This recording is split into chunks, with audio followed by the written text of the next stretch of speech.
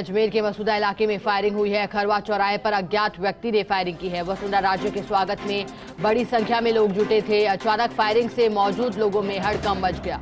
कुछ देर में वसुंधरा राजे पहुंचेंगी खरवा चौराहे पर। वसुंधरा राजे का आज मसूदा विधानसभा में कार्यक्रम है और उससे पहले फायरिंग की घटना से हालात चिंताजनक पैदा हो गए।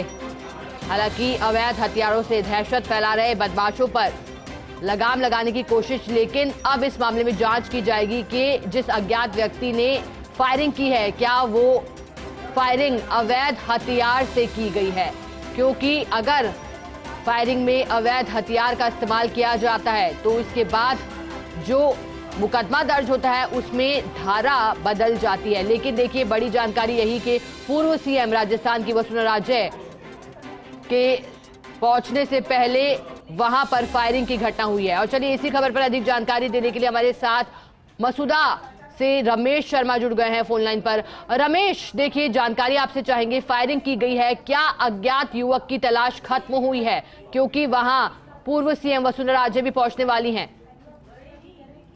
बता दूं आपको कि बेसिकली वसुंधरा राजे जी का खरवा मसूदा विधानसभा क्षेत्र के खरवा चौराहे पर आने का प्रोग्राम था, जहां 2 गुट स्वागत की तैयारियों में लगभग 2 घंटे पहले से जुटे थे।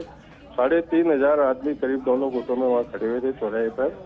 इसी बीच में वसुंधरा जी मांगलेवार जब थी, किसी अज्ञात व्यक्ति ने हवा में फायरिंग कर दी।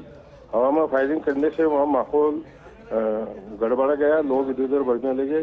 पुलिस ने भी एक बार तलाश शुरू की, लेकिन फिलहाल जिसने फायरिंग की है वो भी पकड़ में नहीं आया, क्योंकि पुलिस वालों का सबसे पहले ये मानना था कि वसुंधरा राजे को पहले यहाँ रोका जाए, आगे निकाल दिया जाए।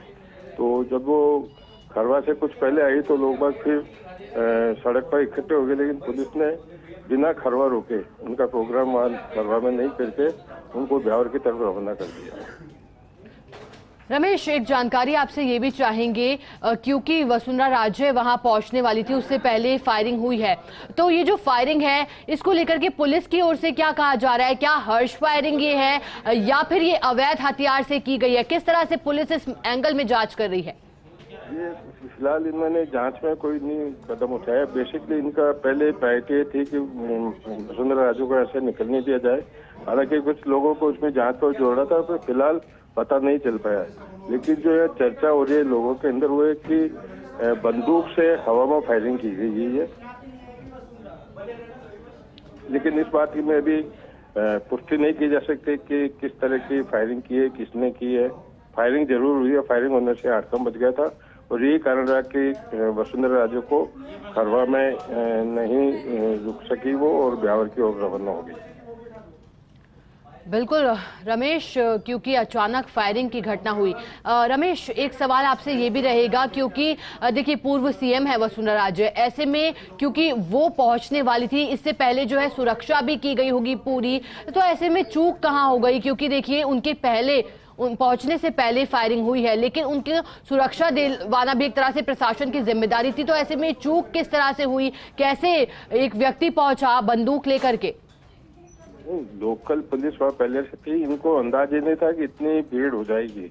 और जो 2 गुट थे पहले आपस में एक दूसरे के समर्थक थे, लेकिन ये बात आज सामने आई कि वो एक दूसरे के विरोधी हैं और इशू को लेकर के भीड़ में से की गई, इसलिए कुछ अंदाजा नहीं। रमेश, बहुत शुक्रिया आपका मेरे साथ जुड़ने के लिए और पूरी जानकारी के लिए। आगे बढ़ेंगे। मुख्यमंत्री